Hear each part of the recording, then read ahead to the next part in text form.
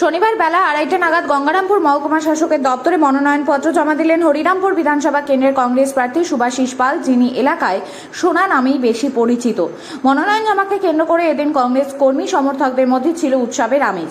এদিন বুনিয়াদপুর শহর থেকে শুরু হয় প্রার্থীর শোভাযাত্রা। ডিজে ও ব্যান্ড পার্টি তালে তালে কর্মী সমর্থকেরা নাচতে নাচতে শহর পরিক্রমা করে। শোভাযাত্রায় উপস্থিত ছিলেন দলীয় নেতৃত্ব, বিপুল সংখ্যক কর্মী সমর্থক। কংগ্রেসের পতাকা ও স্লোগানে মুখরিত হয়ে ওঠে শহরের বিভিন্ন এলাকা। শহর পরিক্রমা শেষে শোভাযাত্রা গঙ্গারামপুর মহকুমা শাসকের দপ্তরে পৌঁছায়।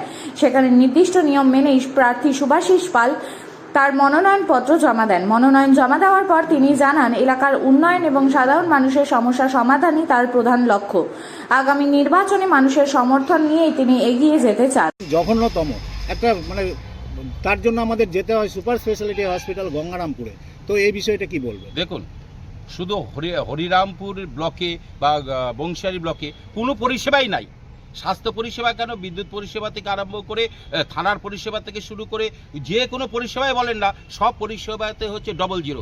বিপ্লব মিত্র অ্যান্ড কোম্পানি যে লাস্ট 10 বছর ক্ষমতায় ছিল, তারা উন্নয়নের দিকে মত না দিয়ে, তার উন্নয়নের দিকে নজর না দিয়ে তিনি বাজারে এজেন্ট ছেড়ে দিয়ে শুধু টাকা কালেকশন করে গেছে। তাই আমরা বিধানসভাতে যদি যাই, তাহলে এলাকার সার্বিক উন্নয়নের কথা মানুষকে তুলে ধরবো। কারণ আমরা পরীক্ষিত। আমি 2000 পঞ্চায়েত সমিতি চালিয়েছি, 2008 সালে চালিয়েছি, জেলা পরিষদ চালিয়েছি। আজকে আমরা কি করতে পারি না পারি সেটা আপনারা জানেন, এলাকার মানুষ জানেন। সর্বোপরি আজকে যেখানে দাঁড়িয়ে আমরা কথা বলছি, সেই জায়গাটা যে গঙ্গারামপুর সাবডিভিশন, এই সাবডিভিশনটা তৈরি করার পিছনে আজকে কিন্তু আমাদের হরিরামপুর, কুসুমুন্ডি, বংশিয়ারি মানুষের অবদান।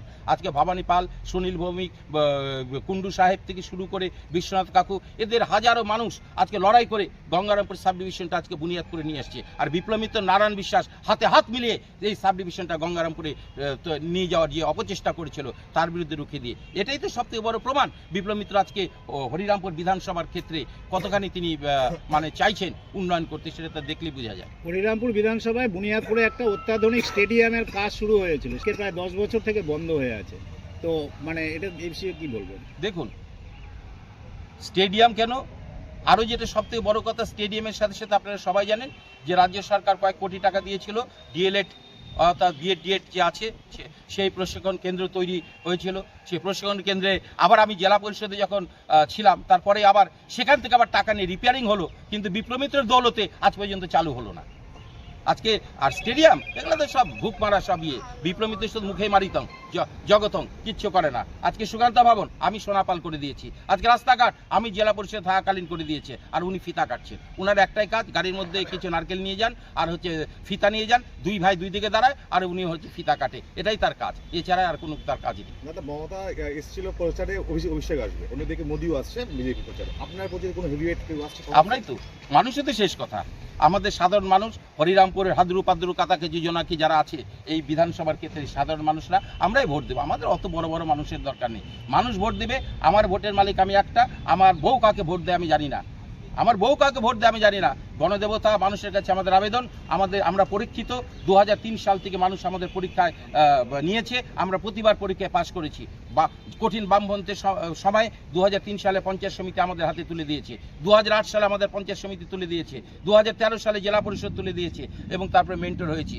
এবং সবথেকে বড় কথা, যেখানে বিপ্লব মিত্র তার মিউনিসিপ্যালিটিতে জিতে আসতে পারেনি, একটা পঞ্চায়েত দখল করতে পারেনি, একটা পঞ্চায়েত সমিতি দখল করতে পারেনি, সেই সময় আমরা দখল করে আছি। আমরা তো পরীক্ষিত, মানুষ আমাদের উপর ভরসা রাখে। ভরসার ফলশ্রুতি হচ্ছে আজকে বিধানসভা। সেই বিধানসভায় মানুষ আবার ভরসা রাখবে এবং ভরসা রেখে বিপুলভাবে আমাদেরকে জিতে নিয়ে আসবে। এবং বিপ্লব মিত্রর যে বুজরুকি রাজনীতি, দুর্নীতিপূর্ণ রাজনীতি এবং অত্যাচারের রাজনীতি, তিনি কাকে আজকে বলতে হয়? আজকে এই দিনটা কংগ্রেসের দিন ছিল। তিনি এখানে হাজার হাজার মানুষকে সংগঠিত করে তিনি মুসলিম মিয়াকে কিডন্যাপ করেছিল এই কংগ্রেসের নমিনেশন ফাইলকে কেন্দ্র করে। আপনারা হয়তো অনেকে তখন ছিলেন না।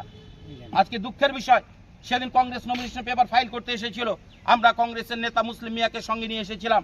আমরা এসে দেখলাম গঙ্গারামপুর থেকে এক ঝাঁক ক্রিমিনাল নিয়ে এসে বিপ্লব মিত্র বন্দুকের নাট দিয়ে তিনি কি করলেন, মুসলিম মিয়াকে তুলে নিয়ে গিয়ে হাইজ্যাক করে রাখলেন। নমিনেশনটা তিনি দিলেন না। সেখানে কি করলেন, নিজেও নমিনেশন ফাইল করলেন না, সেখানে আজকে বিজেপি প্রার্থী দিয়ে দিলেন। হ্যাঁ, আজকে তার এই নোংরা চরিত্র মানুষ জানে। সুনীল ভৌমিককে মেরে তিনি ড্রেনের মধ্যে ফেলে দিয়েছিলেন, শহীদ খলিলকে মেরে তিনি ড্রেনের মধ্যে ফেলে দিয়েছিলেন। তার অত্যাচারের কথা মানুষ সর্বজনীন বিদিত। তিনি পার্টির মধ্যে থেকে যে বিরোধিতা করেন এবং তার মনোমত না হলে তিনি সবাইকে হারানোর চেষ্টা করেন। এবারও তিনি অলরেডি গঙ্গারামপুরে হারানোর চেষ্টা শুরু করে দিয়েছেন, কুমারগঞ্জে হারানোর চেষ্টা শুরু করে দিয়েছেন, বালুরঘাটে হারানোর চেষ্টা শুরু করে দিয়েছেন। হ্যাঁ, তিনি তো নিজে ছাড়া, নিজের পরিবার ছাড়া কাউকে তিনি কিছু মনে করেন না। দাদা আজকে তাহলে নমিনেশন দিতে পেরে আপনি খুশি? একদম 100%। দীর্ঘদিন পর কংগ্রেস আজকে গঙ্গারামপুর সাব ডিভিশনের 42 নম্বর বিধানসভায় প্রার্থী হচ্ছে, এটা স্বাভাবিকভাবে খুশির দিন। কংগ্রেস মানুষের আজকে খুশির দিন।